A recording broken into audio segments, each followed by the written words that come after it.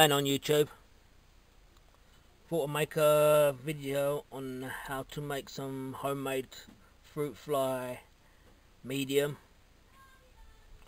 Show you everything you're gonna need to do this. First of all, you're gonna need a jar like this.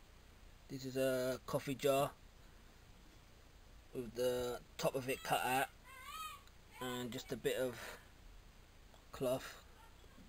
The reason I like this is because it shuts down and it screws on, and so it holds it nice and tight. You're gonna need some ready brick, and the reason I use this is because of the contents of this, the ingredients.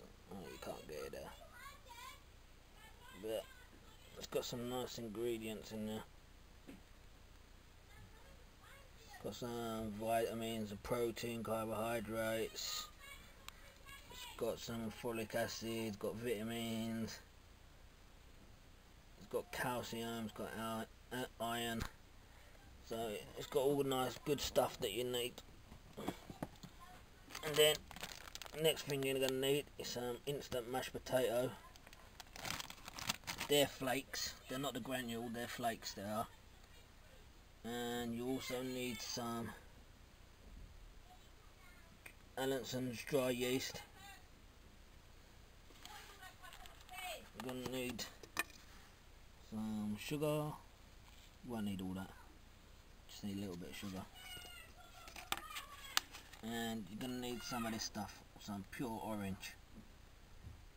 Pure orange juice. So first of all, get your funnel, because it helps put the mixture in, and you get your ready brick, and you want to pour it in.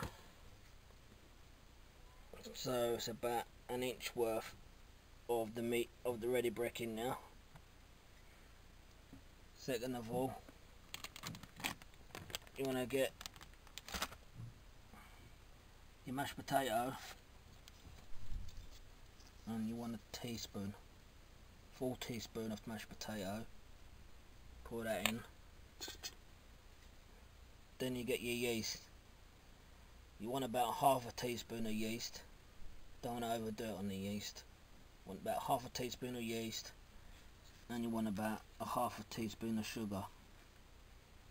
So once you've poured all that in, take that out. Once you've got all the dry ingredients, you mix it up. Give it a shake, mix everything up nicely, and then comes the bit, that's the difficult bit, which is the orange. And what you want to do when you're pouring the orange into the mixture, you want to just pour it all over the top. You don't want to overdo it. Just try and pour all over the top and let it seep down. And you want to leave some dry bits in there. You don't want it all wet. You want to leave some dry bits in there. And once you've poured, once you think you've got enough orange in now, stop.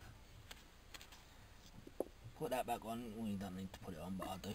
Put that back on, and you put the whole mixture somewhere nice and hot, around about 70 upwards, somewhere warm, and you want to leave that till the next day. So if you do it about, I don't know, 8 o'clock at night, then go back to it at the same time the next day.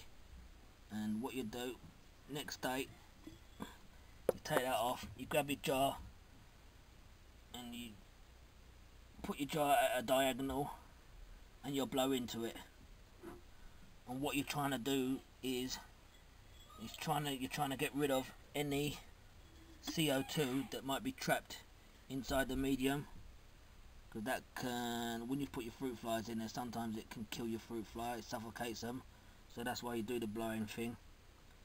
So just put it diagonally, blow into it, not too hard, not too soft, just blow into it a few times.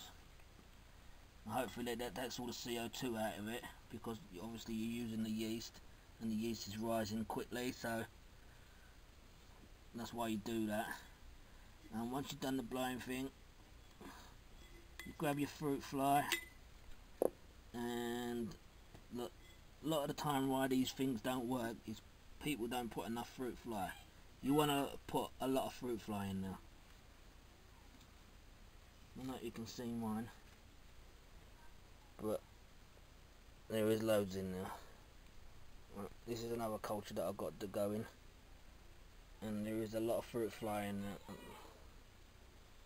You don't want to underdo it. You want to put a lot of fruit fly in there, and then once you put your fruit fly in, you want to put it somewhere around about 75 to 85 degrees Fahrenheit, somewhere warm like that, in between that sort of temperatures, and then just leave it. And after about 10 to 14 days, hopefully you'll have fruit flies. And then what you do, you repeat the process. So